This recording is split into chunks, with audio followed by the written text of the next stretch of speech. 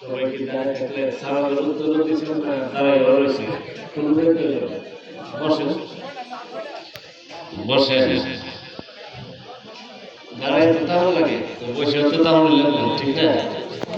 হ্যাঁ, তাও লাগলে বসে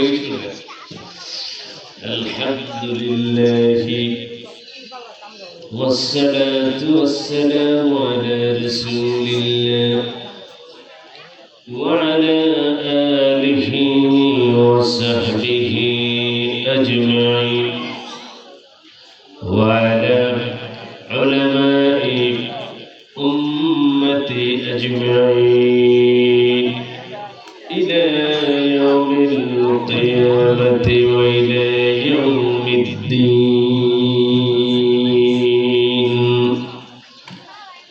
أما بعد فأعوذ بالله من الشيطان الرجيم.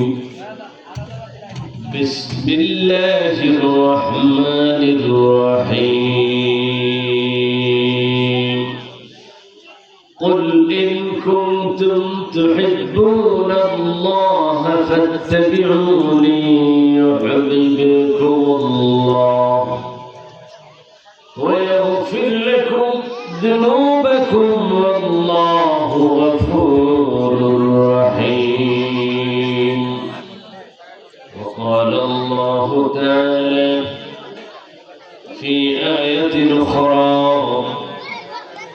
وعهدنا إلى إبراهيم وإسماعيل أن طهر بيتي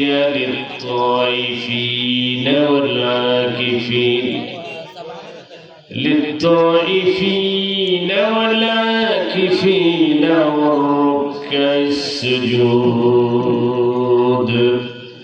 إن الله وملائكته يصلون على النبي يا أيها الذين آمنوا صلوا عليه وسلموا تسليما.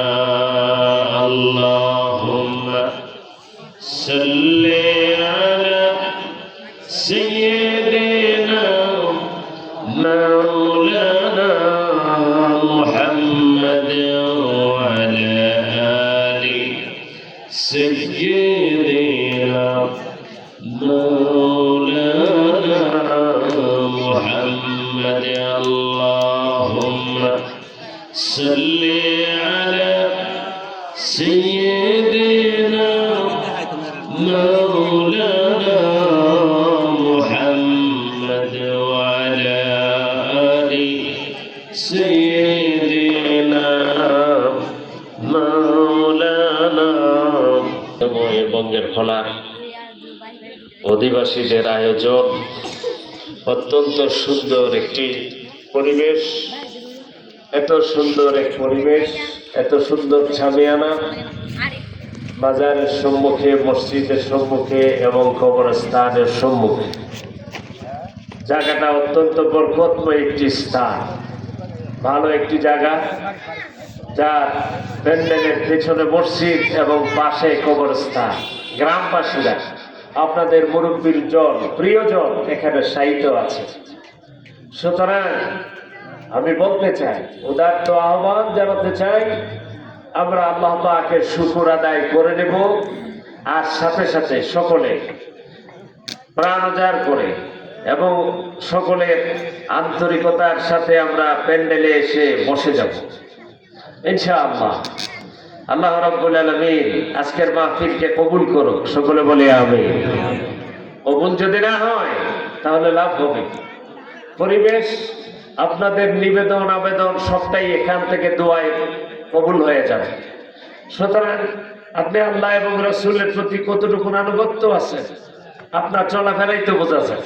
আপনি বসে যাবেন একবারে আল্লাহ পাকের সামনে নত হয়ে বসে যাবেন, রাসূলুল্লাহর আনুগত্য প্রদর্শনের জন্য বসে যাবেন, একেবারে শেষ পর্যন্ত মনোযোগ দিয়ে শুনবেন।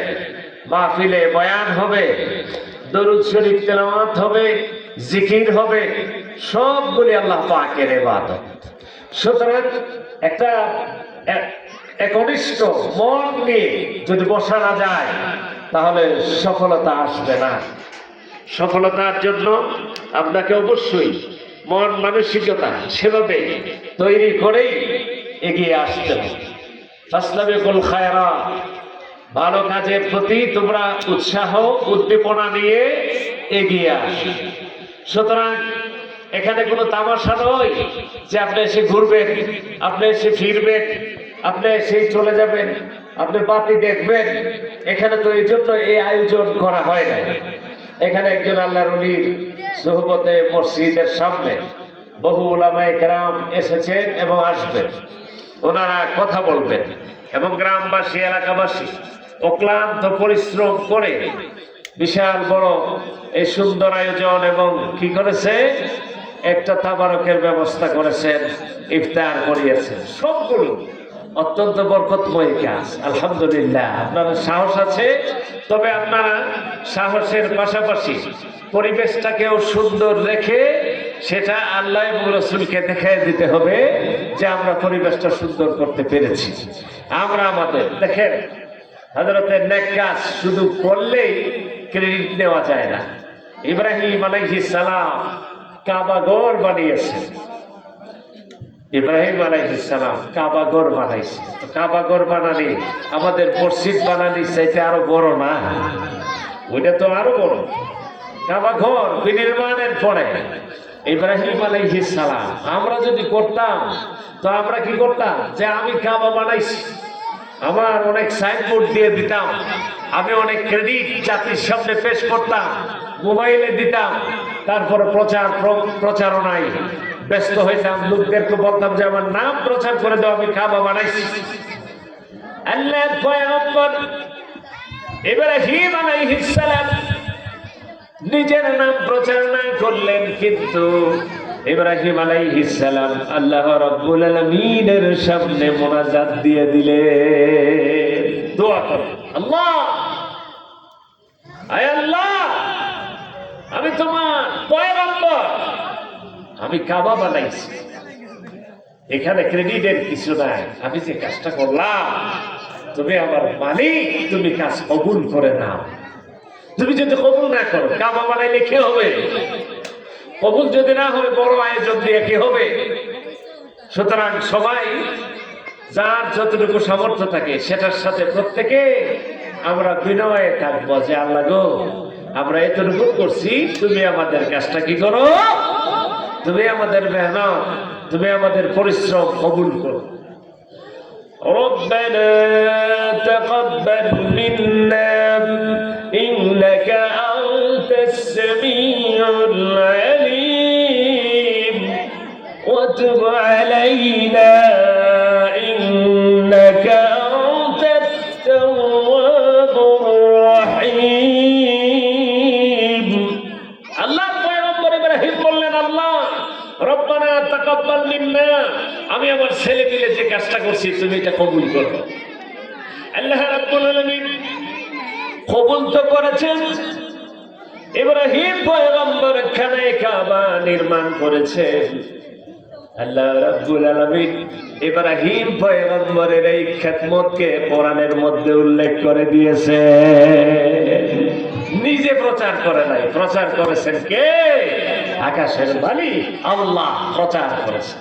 আপনি যদি এমন একটা কাজ করেন, মনে রাখবেন আপনার সম্মান ইজ্জত বাড়িয়ে দেবেন কে? তিনি বাড়িয়ে দেবেন। আপনার সম্মান সুপ্রতিষ্ঠিত হবে, আপনি জানবেন না। আপনার কাজ হচ্ছে আল্লাহ এবং রসুলের জন্য জীবন কুরবানি দেওয়া। আপনার কাজ হচ্ছে আপনি কাজ করা, কিন্তু আপনার সুনাম সুখ্যাতি, আপনার ত্যাগ, আপনার মহিমা ছড়াইয়ে দেওয়ার মালিক আল্লাহ, আপনাকে প্রতিদান দেওয়ার মালিক কে? আল্লাহ রাব্বুল আলামিন। সুবহানাল্লাহ।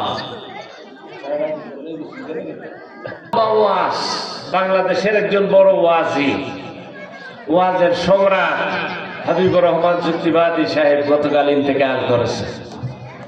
কত দাপটে সারা দেশে তিনি ওয়াজ করেছে। বহু দূর থেকে আমরা ওনার ওয়াজ শুনতে গেছি ছাত্র জীবনে। ওয়াজের বয়সে ওনার সাথে ঢাকা সহ বহু জায়গায় একসাথে আলোচনাও করেছি। ওয়াজ হয়েছে আমাদের, একই সাথে বয়ান করেছে।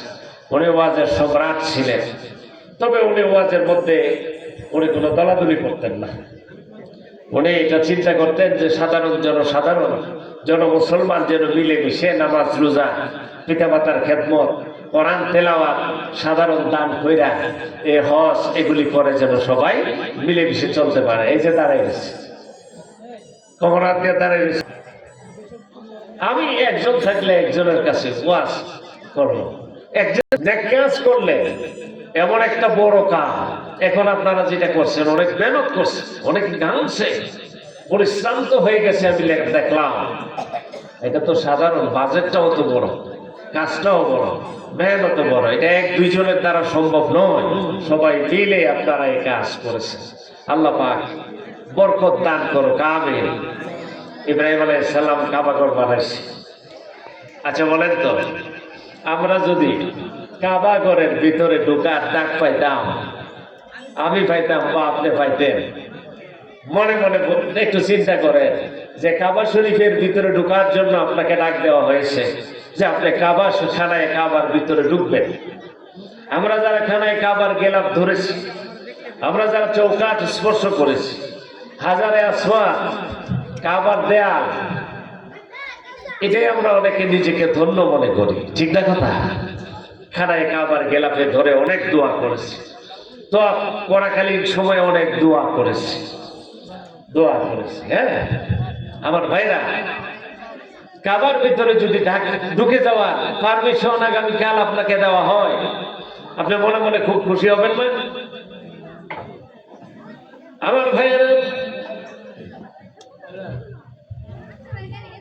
কেউ যদি খানায় কাবার দিকে সামনাসামনি খানায় কাবা, আমরা তো এখন কাবা শরীফ মোবাইলে দেখি, টেলিভিশনে দেখি, কাবা শরীফের সামনে যদি আপনি চলে যান, সেখানে গিয়ে যদি ওই কাবার দিকে, খানায় কাবার দিকে মায়ার নজরে তাকিয়ে থাকেন, যদি খানায় কাবার দিকে মায়ার নজরে আপনি তাকিয়ে থাকেন, আল্লাহ রাব্বুল আলামিন যতক্ষণ তাকায় থাকবেন সগীরাগুলি মাফ হইতে থাকবে।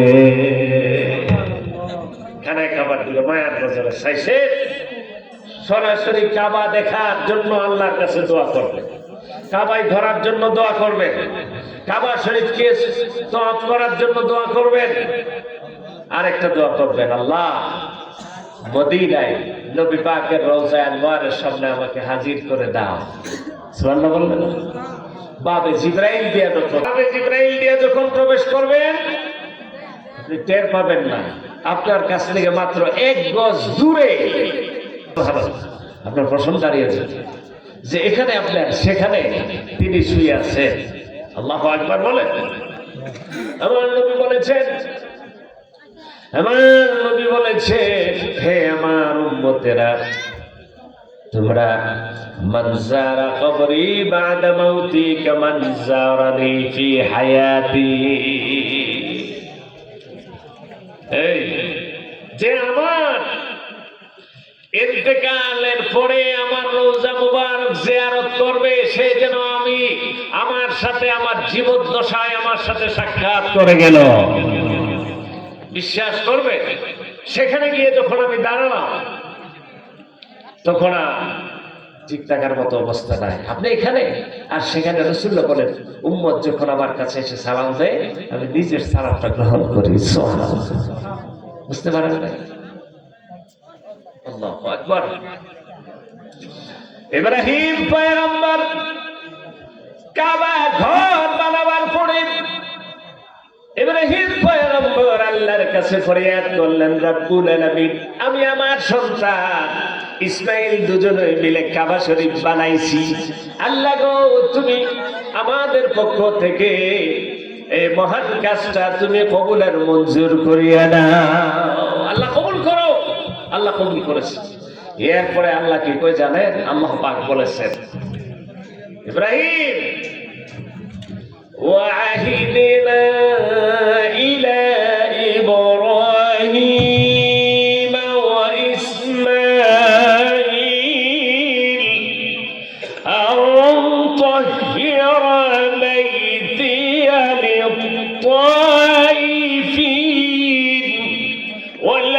আকিফিনা ওয়া রুকআস সুজুদ।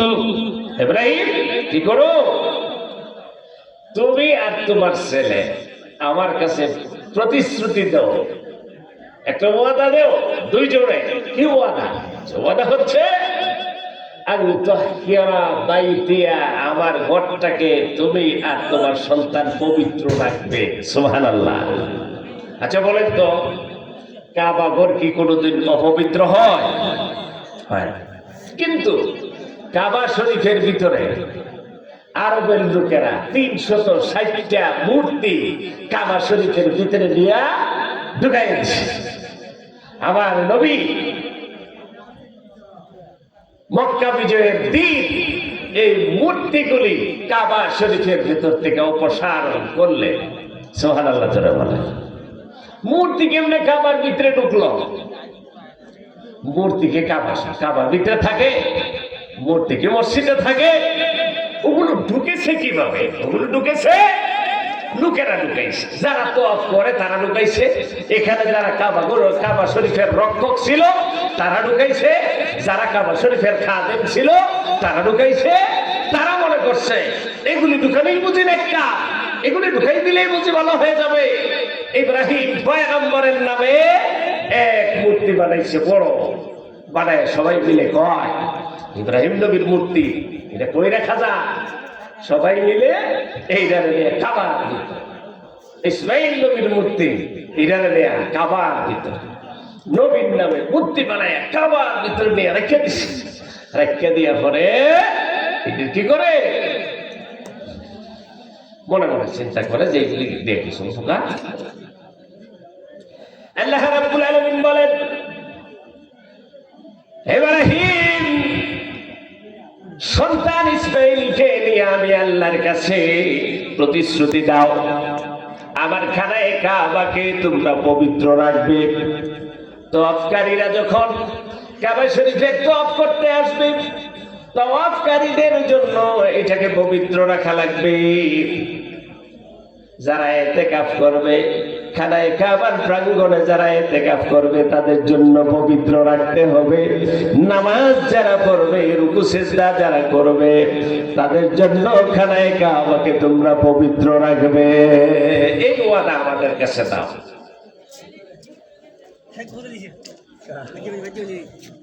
দেখে এক রাকাত নামাজ আমরা যদি মসজিদে পড়ি তাহলে সওয়াব আছে না? গড় পড়লে যে সওয়াব, মসজিদে পড়লে ২৭ গুণ বেশি সওয়াব। জামাতে পড়লে, মসজিদে পড়লে ৫০০ রাকাত যাবে মসজিদে। কেউ যদি ওই যে ফিলিস্তিনের বাইতুল মুকাদ্দাস মসজিদে নামাজ পড়ে তাহলে এক রাকাতে ২৫,০০০ রাকাতের সওয়াব দেওয়া হয়।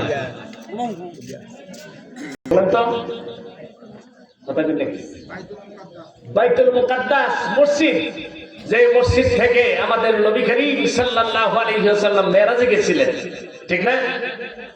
আরে ভাই, আপনি এখানে আর নবী চলে গেছে সেই সিদরাতুল মুনতাহা। সুবহানাল্লাহ, সুবহানাল্লাহ। লাকাদ রাআহু নাজলাতান উখরা ইনদা সিদরাতিল মুনতাহা ইনদাহা জান্নাতুল মাওয়া। দেখেন আল্লাহ কয় জিবরাইলকে আমার নবী আসল সূরতে ওই জায়গায় দ্বিতীয়বার দেখছেন।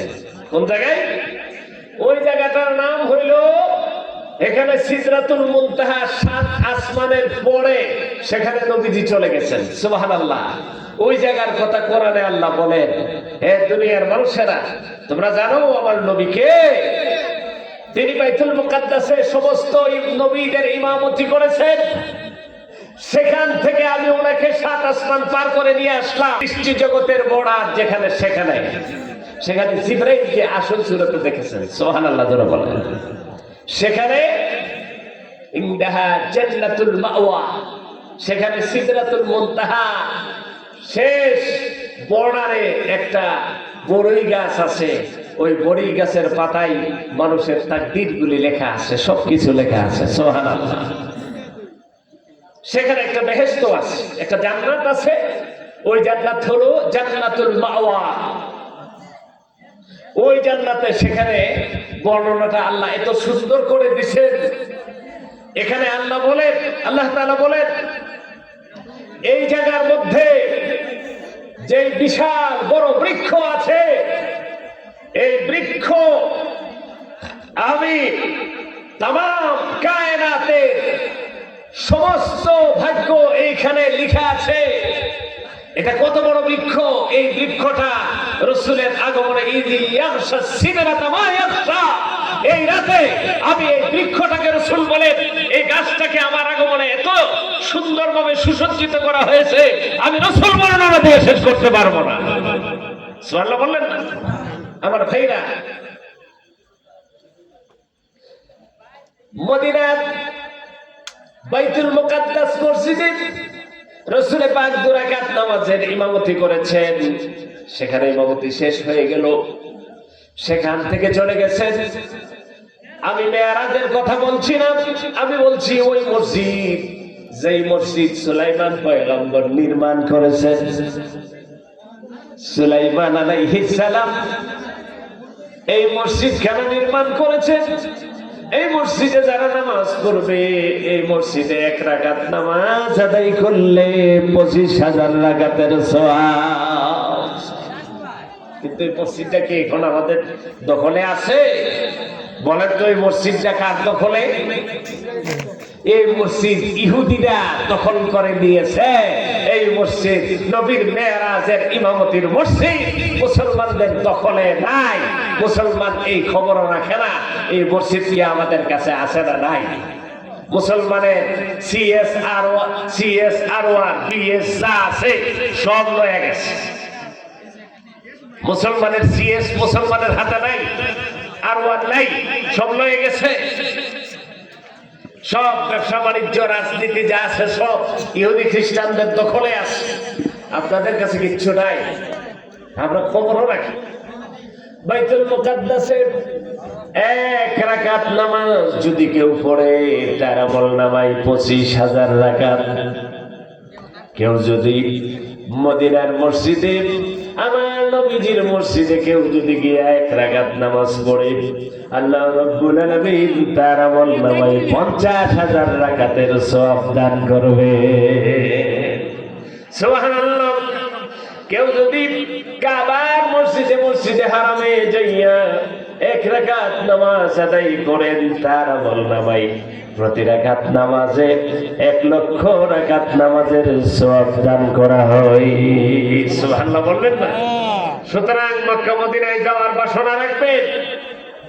এমনও মানুষ আছে জীবনে একবার মক্কা মদিনায় যাওয়ার ইচ্ছা করে না, শুধু গরু বাছুর, এই জমি জামাই মিষ্টি কুমড়া হাল চাষ নিয়ে এত ব্যস্ত হয়েছে, দোকানপাট ব্যবসা বাণিজ্য নিয়ে এত ব্যস্ত যে তার মক্কা মদিনা যাওয়ার আর খবর না। এমন মানুষ আছে না? আমার ভাই আরো বুঝতে পেরেছে? আল্লাহ আলহামদুলিল্লাহ। দেখেন আমার ভাইরা, শেখ ফরিদ রহমতুল্লাহ আলাইহি, শেখ ফরিদের নাম শুনছেন না? হ্যাঁ শুনছেন। শেখ ফরিদ রহমতুল্লাহ আলাইহি ওষুধের ব্যবসা। আচ্ছা, ওষুধ কি দোকানে কম থাকে না বেশি থাকে? বেশি না? ফার্মেসি যারা আছে তারাও দোকানে মাল বেশি।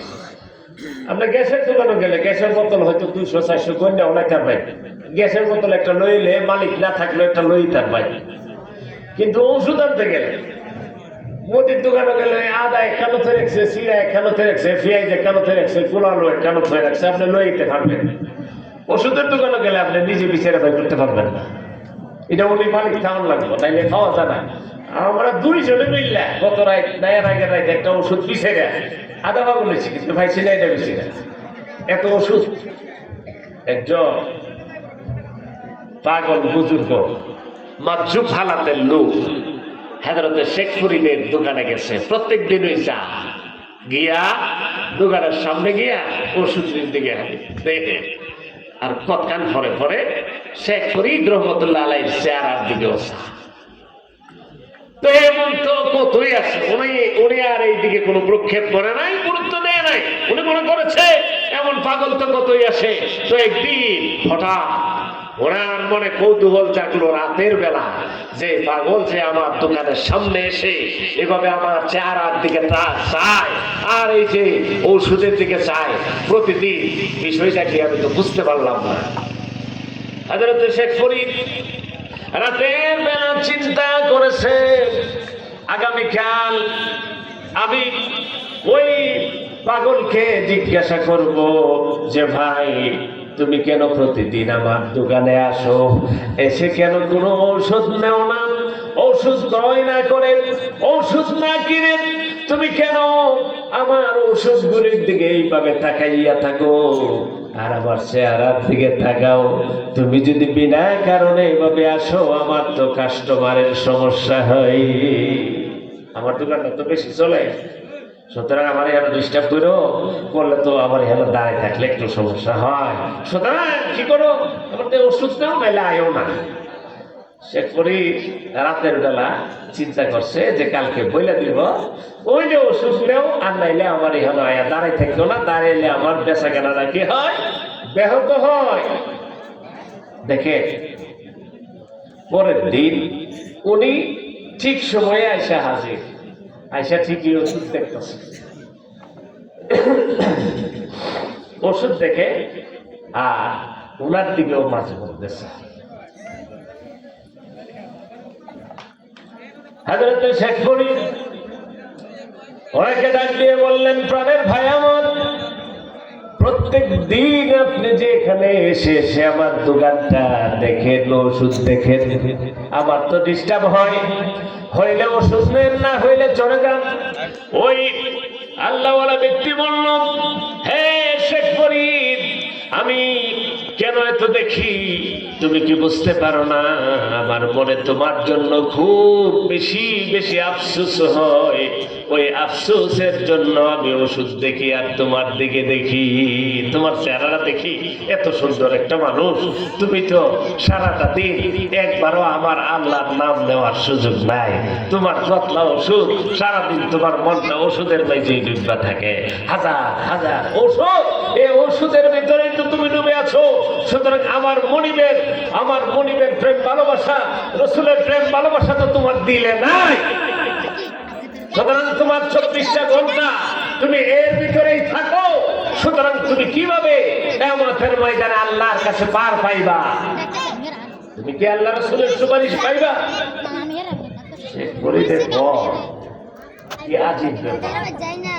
এটা তো ঠিক কথা, কারণ আমি সারাদিন সকাল থেকে যে শুরু করি, না পা দে, প্যারাসিটামল দে, এরপরে এইটা দে, গ্যাস্ট্রিকের ওষুধ দে, জ্বরের ওষুধ দে, ঠ্যাং ব্যথা, পাও ব্যথা, এক যে শুরু হয় সকাল থেকে রাত্র পর্যন্ত, এমুকের মাথার দর্শে, এমুকের এক্সরে রিপোর্ট দেখো, এমুকের ডাক্তারের প্রেসক্রিপশন দেখো, করা যায় না, এটাতে এমন ওষুধ বাইর করো, এই যে শুরু হয় সকাল থেকে রাত্র পর্যন্ত, আমার মন মানসিকতা, আমার দিল, আমার জবান, আমার মগজ সব ওষুধের পেছনে সারাদিন ব্যয় হয়। পাগলা যে কইছে কথাটা ঠিক।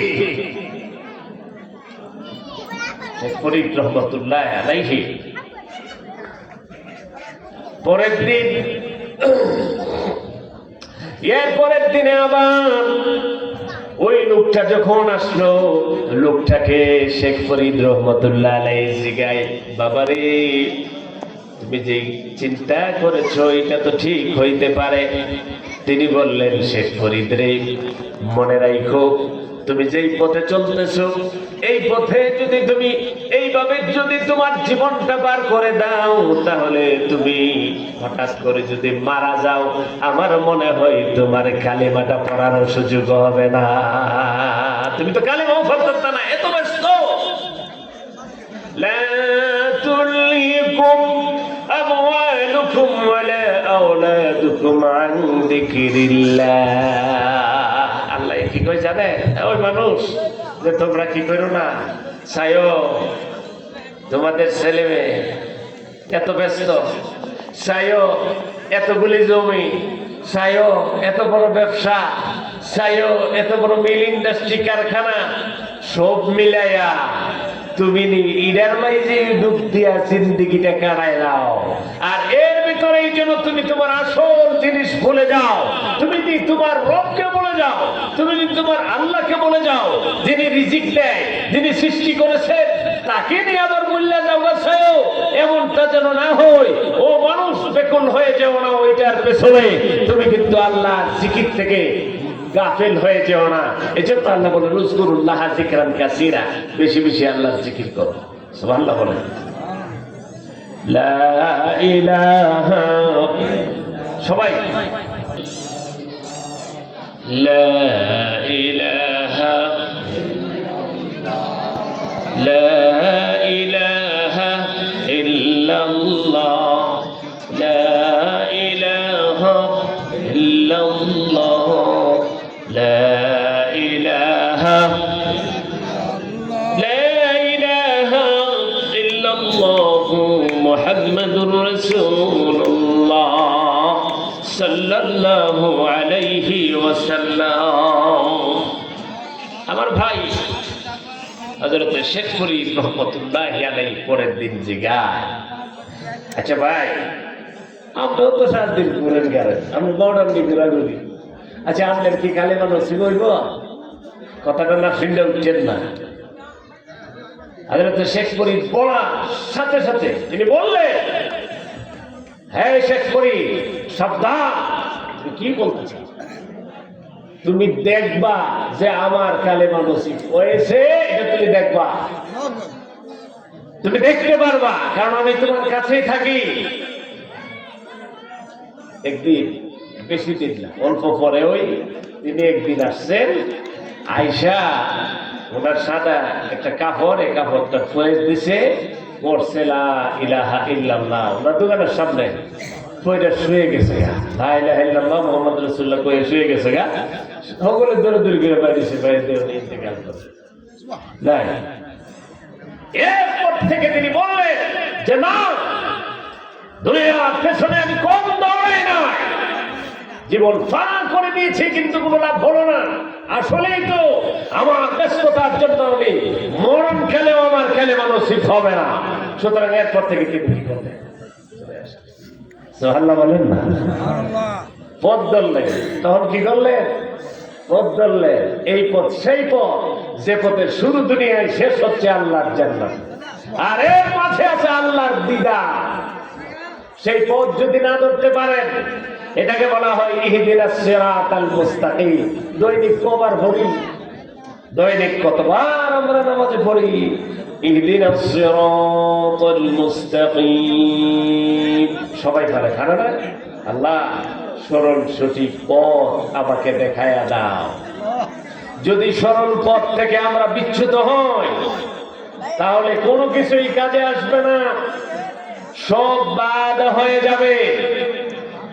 এই জন্যই আল্লাহ রাব্বুল আলামিন পয়গম্বরকে বলেছেন, হে নবী ইব্রাহিম, আপনি এবং আপনার ছেলে আমার কাছে ওয়াদা করেন, আমি আপনাদের কাছ থেকে ওয়াদা চাই যে কাবা শরীফকে তওয়াফকারীদের জন্য, নামাজীদের জন্য, ইতিকাফকারীদের জন্য পবিত্র রাখতে হবে। সুবহানাল্লাহ জোরে বলেন। আমরা মসজিদ পবিত্র রাখি না, মসজিদে গরু ছাগল দেয়, গুরুস্থানও অনেক সময় ঘাস খাওয়ার লেগে মানুষে দেয়। আমরা এলাকার গুরুস্থানগুলিতে মানুষের গরু ছাগল ফোড়া দেয়, ঘাস খাইতো ফিরাম জানা, আবার ওই দৈরা নিয়ে 20 টাকা করে জরিমানা দিয়ে ছাড়লে তখন কমে। আমার ভাইয়ের,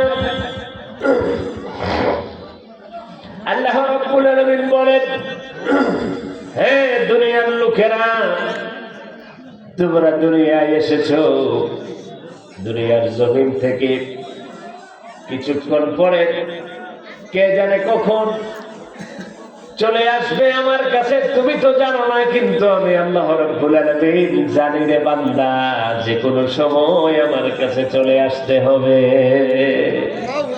এজন্য কি করবা?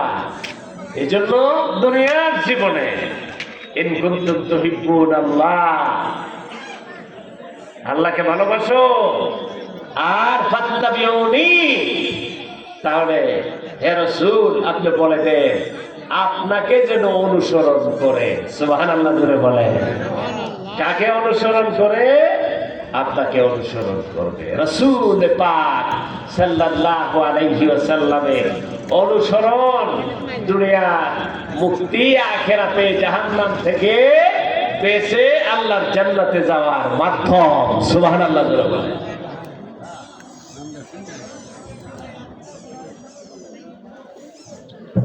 আমার ভাইরা, ওলামায়ে কেরাম আসতেছেন। আমি শুনতে পারলাম হযরত আব্দুর রহমান হুজুর চলে আসছেন, আরো কয়েকজন ওলামায়ে কেরাম চলে আসছেন। ইনশাআল্লাহ আপনারা আসেন, বসেন। তবে আমার ভাইরা, আল্লাহ রাব্বুল আলামিন বলেন, হে নবী, আপনাকে পাঠাইলাম রহমতের নবী বানাইয়া। রহমতের নবী আপনি, দুনিয়ার জমিনে আপনাকে পাঠাইলাম রহমতের নবী হিসেবে। পরকালের জীবনেও আপনি রহমতের নবী। সুবহানাল্লাহ। দুনিয়ায় রহমত, আখিরাতেও রহমত। কারণ হলো আখিরাতে আপনার সুপারিশ আছে। দুনিয়ার জমিনে আপনি যেমন সবকিছু নিয়ে এসেছেন, কোরআন নিয়ে এসেছেন, সুন্নাহ দিয়েছেন, আদর্শ দিয়েছেন, যারা আপনার অনুসরণ করবে তারা কিয়ামতে জান্নাতি হবে। দেখেন নবী, এই কথা কই না, শুনেন। আমার নবী মক্কার মানুষের জিগা, ও মক্কার মানুষ, তোমরা তো আমার আপন মানুষ, তো তোমরা কেন মূর্তি পূজা করো? মক্কার মানুষে মূর্তি পূজা করে। মক্কার মানুষে কি উত্তর দেয় জানে? তুমি কি বুঝবা? এটা আমাদের বাপ দাদার ধর্ম। এটা কি? এটা আমাদের বাপ দাদার ধর্ম। এটা আমরা আগে থেকে বুঝেছি, বাপ দাদার ধর্ম। নবীজি তাদেরকে বললেন, হে মক্কার লোকেরা, তোমরা যদি আল্লাহ রাব্বুল আলামিনকে পাইতে চাও। তারা বলল, আমরা যে মূর্তি পূজা করি, এই মূর্তিগুলি কিয়ামতের দিন, এই মূর্তিগুলি কিয়ামতের মাঠে আল্লাহর কাছে আমাদের জন্য সুপারিশ করবে। হাউলাই শুফাআউনা ইনদাল্লাহ। এই ৩৬০টা মূর্তি কাবার ভিতরে আল্লাহ পাকের কাছে আমাদের জন্য সুপারিশ করবে। কিন্তু আমরা মুসলমানেরা মনে করি কিয়ামতের ময়দানে সুপারিশ করবে মুহাম্মদুর রাসূলুল্লাহ।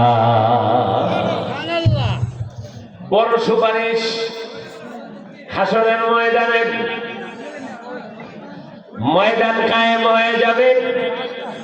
ইসরাফিলের সিংহায় এক এক করে ৩টা ফু দেয়া হবে।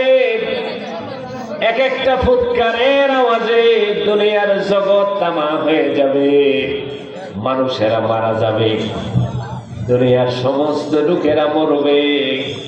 প্রথম যখন ইসরাফিল সিংহায় ফু দিবেন, ইসরাফিলের সিংহায় ফুয়ের আঘাতে, আওয়াজে সব মানুষেরা মরবে, প্রাণীরা মরবে, ভূমিকম্প হবে, মাটি সমান হবে। নাফকাতুল উলা, প্রথম ফুৎকারে দুনিয়ার পাহাড়গুলি আকাশে উড়বে তুলার মতো। তুলা যেমন ধুলো করলে উঠতে থাকে, এভাবে উড়বে। পৃথিবীর প্যারাগুলি হলো পাহাড়, এগুলি আকাশের দিকে উঠতে থাকবে। দুনিয়া তামা হয়ে যাবে, সব শেষ হবে। কানে দিয়া ৪০ দিন লম্বা হবে ইসরাফিলের প্রথম ফুৎকারের আওয়াজ। আস্তে আস্তে বাড়তে থাকবে, বাড়তে থাকবে। কলিজা ফেটে যাবে। মায়ের পেটে ৬ মাসের সন্তান বেরিয়ে যাবে। কানে দিয়া রক্ত আসা শুরু হয়ে যাবে।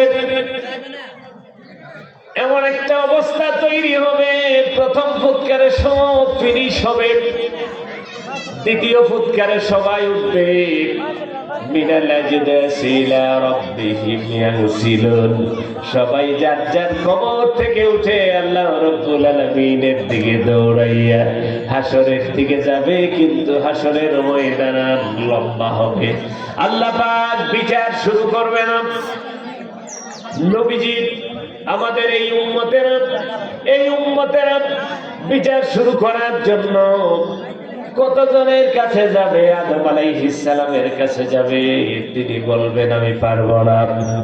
তোমরা ইব্রাহিম পয়গম্বরের কাছে যাও। ইব্রাহিম পয়গম্বর বলবেন আমি না। সুপারিশ, বড় সুপারিশ, শাফাতে কুবরা আমি পারবো না। তোমরা বরং মুসা কালিমুল্লাহর কাছে যাও। মুসা কালিমুল্লাহ বলবেন আমিও পারবো না। তোমরা ঈসা রূহুল্লাহর কাছে যাও। ঈসা রূহুল্লাহ বলবেন আমি পারবো না। আজকে যিনি সুপারিশ করবেন তিনি হলেন সাইয়্যিদুল মুরসালিন মুহাম্মাদুর রাসূলুল্লাহ। তিনি সব নবীদের নবী, সুপারিশ করবেন তিনি। এই বিশ্বাস আমাদের আছে। এরপরে ওয়াশফাআতু সাবিতাতুল লিল আখিয়ার লির রাসূলি ওয়াল আখিয়ার। আকাইদে নসফি ভাষায় আছে শাফাআত সাবিতাতুল লির রাসূলি ওয়াল আখিয়ার। নবী পয়গম্বর রাসূল পাকগণ সুপারিশ করবেন।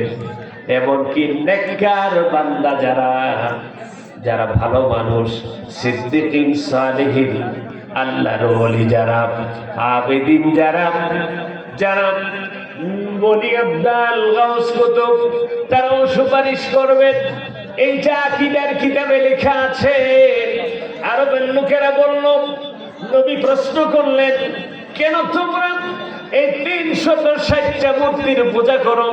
আরবের লোকেরা বলল, এই ৩৬০টা মূর্তি হাউলাই শুফাউনা ইনদাল্লাহ, ইনি কিয়ামতের ময়দানে আল্লাহর কাছে আমাদের জন্য সুপারিশ করবে। জোরে বলেন নাউজুবিল্লাহ। এগুলি কি সুপারিশ করতে পারবে? পারবে না। وَيَعْبُدُونَ مِن دُونِ اللَّهِ مَا لَا يَضُرُّهُمْ وَلَا يَنفَعُهُمْ।